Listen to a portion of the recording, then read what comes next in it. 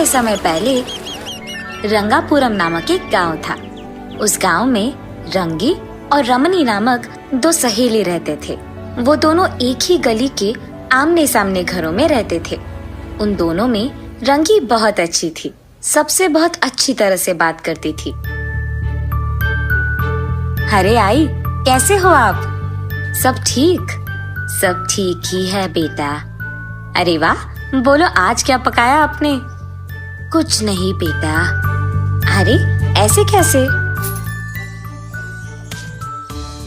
ये लो, ये मूली लेकर आप कुछ बनाओ। मेरी प्यारी बेटी, शुक्रिया। 100 साल जियो बेटी। ऐसे वो सबसे अच्छी तरह से बात करते हुए मिलजुल के रहती थी। जितना था उतने में खुश रहकर सबकी मदद करते हुए रहती थी। और ऐसे ही उसको अपनी सहेली रमनी से भी बहुत लगाव था। लेकिन रमनी अपने आप को आईने में देखकर, आहा, इस सारी दुनिया में तुझसे बढ़कर कोई खूबसूरत नहीं है। इतनी सुंदरता की कोई भला प्रशंसा किए बिना कैसे रहे? तुम्हारी सुंदरता और चतुराई के आगे कोई खड़ा नहीं रह सकता।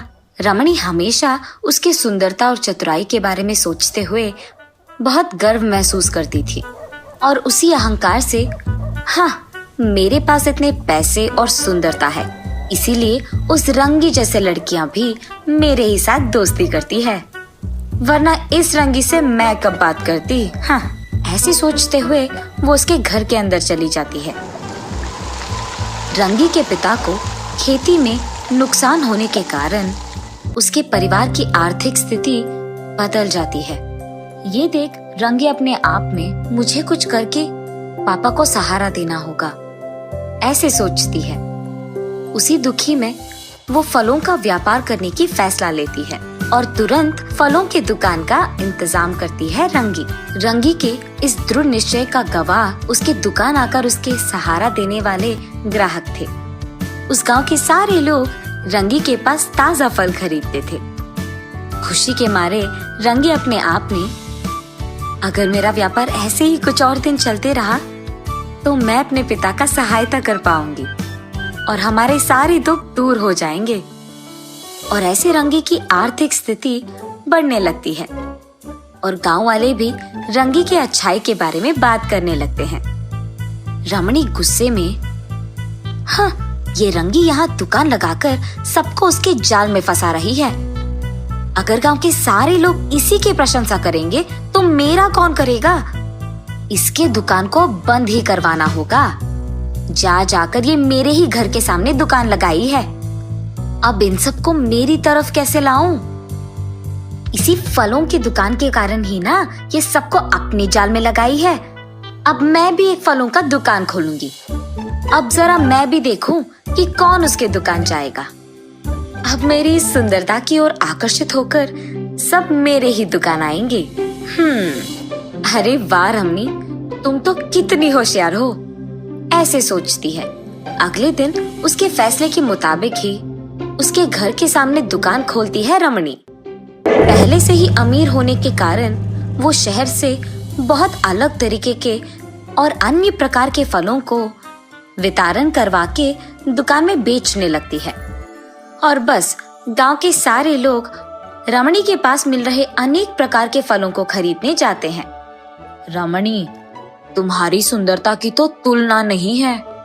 तुम्हारे कारण ये फलों का दुकान भी सुंदर दिखने लग रहा है और तो और ये होशियार भी है, इसीलिए इतने प्रकार के फलों को यहाँ ले आई है।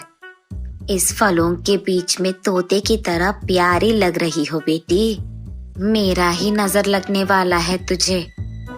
ऐसे आए हुए सारे ग्राहक उसकी सुंदरता की प्रशंसा करते हुए और उसके दुकान में अन्य प्रकार के फलों के बारे में बात करते हुए रहते थे। और लो, रमणी के खुशी का हद ही नहीं था। वहाँ दूसरी तरफ, क्योंकि रमणी उसके दुकान में अलग प्रकार के फल बेच रही थी, वहाँ रंगी की व्यापार ठीक नहीं चल रहा था। क्या हुआ बेटी, आजकल व्यापार अच्छा नहीं चल रहा है क्या? नहीं आई, ठीक नहीं चल रहा है। तुम्हारी सहेली नहीं है? अरे वही रमणी, जब से वो दुकान खोल बैठी है, कोई तुम्हारे दुकान नहीं आ रहा। उसने जानबूझकर दुकान लगाया, वरना उसकी जिंदगी में क्या कमी है? अरे नहीं आई, ऐसा कुछ नहीं है। अमीर होने के बावजूद वो खुद अपने पैरों पे खड़ा होना चाहती है। ये तो अच्छा लक्षण है ना। ऐसे रंगी उसकी सहेली रमणी के बारे में खुश होकर कोई भेदभाव के बिना अपनी सहेली का अच्छा चाहती है। ऐसे कुछ समय बीत जाता है। धीरे धीरे रंगी और रमणी दोनों का व्यापार अच्छा नहीं चलने लगता है। इसी कारण दोनों के दोनों निराश होकर उनके अपने दुकानों में बैठे रहते हैं। एक दिन एक ऋषि उसी गांव से गुजर रहे होते हैं। रमणी के दुकान के पास आकर, बेटी, बहुत भूख लग रहा है, खाने एक फल दे सकती हो क्या? जाइए बाबू जाइए, मेरे पास यहाँ कुछ नहीं है और मुझसे मांगने आए हैं। एक तो मेरा व्यापार यहाँ नुकसान में है और मैं आपको फल मुफ्त में दूं? चलो हटो यहाँ से। वो ऋषि एक छोटी सी मुस्कान देकर वहां से रंगी के दुकान की ओर बढ़ते हैं। भूखा पड़ा हूँ बेटी, कुछ फल दान में दे सकती हो क्या? भूख मिट जाएगा। ऐसे ही वो ऋषि रंगी को भी पूछता है। अरे रे स्वामी जी, इतना पूछने की क्या जरूरत है, आइए यहाँ बैठिए। ये कहकर वो उस ऋषि को उसके घर के पास बिठाकर कुछ फलों को काटकर उन्हें देती है। उस मुनि के खाने के दौरान रंगी उनकी सेवा करती है। उनके खाने के बाद वो मुनि वहाँ से चल बसते हैं।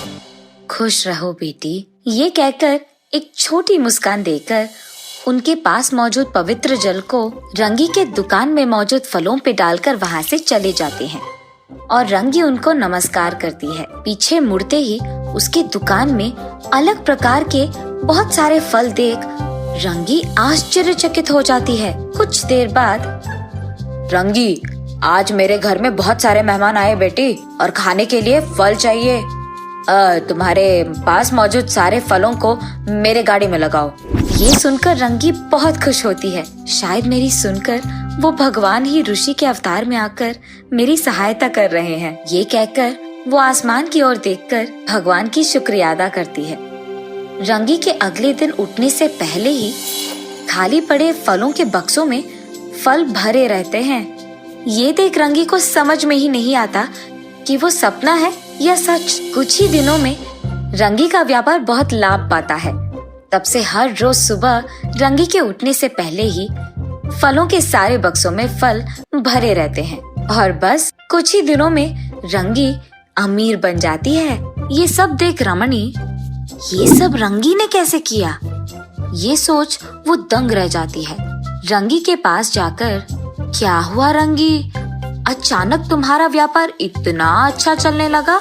और बस जो कुछ भी हुआ रंगी उसे बताती है। अरे रे, अगर मैं उसी दिन उस ऋषि को फल दान में दे देती तो शायद मुझे ये सब मिलता।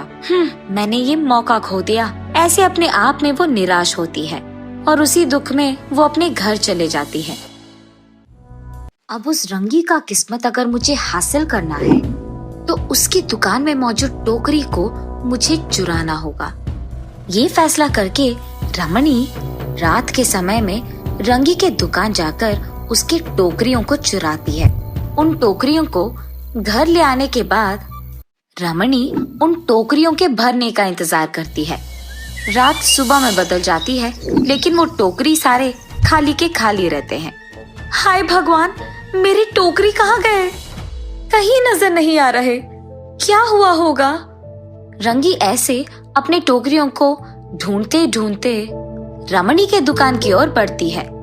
वहां उसे फलों की टोकरियों के साथ दुखी बैठी रमणी दिखाई देती है और बस रंगी को सब समझ में आता है।